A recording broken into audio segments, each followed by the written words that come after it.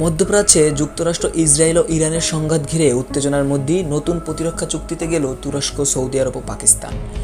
মক্কায় সই হওয়া এই চুক্তি কি বদলে দিতে পারে আঞ্চলিক নিরাপত্তা সমীকরণ? শুক্রবার 7 আগস্ট মক্কায় স্বাক্ষরিত হয় মক্কা জয়েন্ট ডিটারেন্স এগ্রিমেন্ট। চুক্তির মূল কথা হলো 3 দেশের যে কোনো একটি দেশের উপরে সন্ত্রাসী হামলা হলে সেটিকে 3 দেশের উপরে হামলা হিসেবে বিবেচনা করা হবে। এর আওতায় থাকছে পারস্পরিক প্রতিরক্ষা সহযোগিতা, গোয়েন্দা তথ্য বিনিময়, সামরিক সক্ষমতা বৃদ্ধি এবং প্রতিরক্ষা শিল্পের সহযোগিতা।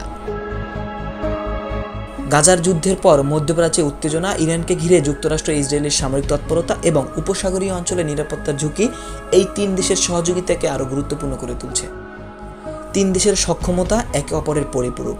তুরস্কে রয়েছে শক্তিশালী প্রতিরক্ষা শিল্প, সৌদি আরবে রয়েছে বিপুল অর্থনৈতিক সক্ষমতা এবং পাকিস্তানের রয়েছে পারমাণবিক সামরিক সক্ষমতা।